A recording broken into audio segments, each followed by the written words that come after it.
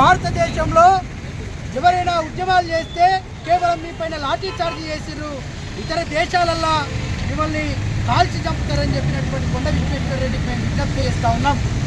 ఇప్పుడు ఏ దేశాలలో కాల్చి చంపుతో మీరు తెలియాల్సినటువంటి అవసరం ఉందని చెప్పి సందర్భంగా తెలియజేస్తూ ఉన్నాం. ఇవాళ నిరసన తెలియజేస్తే కాల్చి చంపితే, పేపర్ లీక్ చేస్తే బహిరంగ వేరే దేశాలలో రాళ్లతో కొట్టి చంపుతారు. మీకేమైనా మీ ఎంపీల మీద, మీకేమైనా మీ కేంద్ర మంత్రుల మీద కోపం ఉన్నట్టయితే నువ్వు వాళ్ళతో పర్సనల్గా విభేదించుకో, కానీ రాళ్లతో కొట్టి చంపని వాళ్ళు చెప్పడం అనేటువంటి విషయాన్ని, ఎవరిని రాళ్లతో కొట్టి చంపాలనేటువంటి విషయాన్ని నువ్వు స్పష్టంగా తెలియాలని విజ్ఞప్తి చేస్తూ ఉన్నాం. 2014లో మీ ఆస్తి రేట్ 495 కోట్లు అయితే 2024 సంవత్సరానికి 4595 కోట్ల ఆస్తి వచ్చిందంటే ఎన్ని పార్టీలు ఏదో పొద్దుపొట్టు తిరిగినట్టు, బొంగరం తిరిగినట్టు తిరుగుతూనే ఉన్నావు. వాళ్ళని గురించి సమస్త ప్రధానికానికి తెలుసు.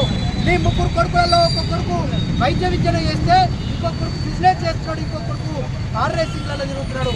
నీ కొడుకు భారతదేశంలో డాక్టర్ చదువు చదువుతలేడు కాబట్టి కదా ఇవాళ నీటి గురించి నీకు తెలియదు. ఒక కన్న తండ్రిగా వాళ్ళు 22 మంది విద్యార్థులు చనిపోయారు, వాళ్లకు తెలుసు కడుపుకోకేందనేది. నువ్వు అత్యంత సంపద కుటుంబంలో పుట్టినటువంటి కేవీ రంగారెడ్డి మనవడివి, ఒక హైకోర్టు ప్రధాన న్యాయమూర్తిగా పనిచేస్తున్నటువంటి మాధవ్ రెడ్డి కొడుకువి, ఓ అపోలో హాస్పిటల్స్కు అధిపతిగా ఉన్నటువంటి శ్రీ ప్రతాప్ రెడ్డి అల్లుడి కాబట్టి పేద విద్యార్థుల యొక్క భవిష్యత్తు, పేద విద్యార్థుల యొక్క బాధ నీకేం తెలుసు అని చెప్పి నేను విజ్ఞప్తి చేస్తున్నాను, అడుగుతా ఉన్నాం.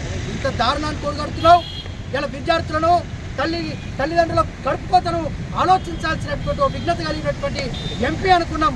నువ్వు కూడా బీజేపీ చేసిన అయిపోయినావు, వాషింగ్ పౌడర్ మోడీ అయిపోయినావు, వాషింగ్ పౌడర్ నిర్మా అయిపోయినావు అనేటువంటి విషయాన్ని నీకు నువ్వుగా సెల్ఫ్ గోలై వాళ్ళ సమస్త ప్రధానికానికి తెలియజేసినటువంటి కొండ విశ్వేశ్వరరెడ్డి నోరు అదుపులో పెట్టుకోవాలి. నీ మామ మర్రి చెన్నారెడ్డి ఈ తెలంగాణ రాష్ట్రానికి ఏదైతే జెంటిల్మెన్స్ అగ్రిమెంట్లో అడ్డమడ్డంగా చేస్తే ఆయనను దారి మళ్లించి వాళ్ళ దేశంలో, రాష్ట్రంలో దేశద్రోహిగా, రాష్ట్రద్రోహిగా గుర్తించినటువంటి తెలంగాణ సమాజం మర్చిపోకని చెప్పి నీకు సందర్భంగా తెలియజేస్తున్నా, నీకు కోరి కడతానని చెప్పి సందర్భంగా తెలియజేస్తున్నా.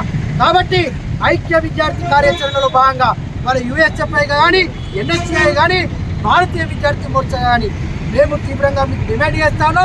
బేషరతుగా మన దేశవ్యాప్తంగా ఉన్నటువంటి విద్యార్థులందరికీ, విద్యార్థి లోకానికి బేషరతుగా క్షమాపణ చెప్పాలి, బహిరంగ క్షమాపణ చెప్పాలి.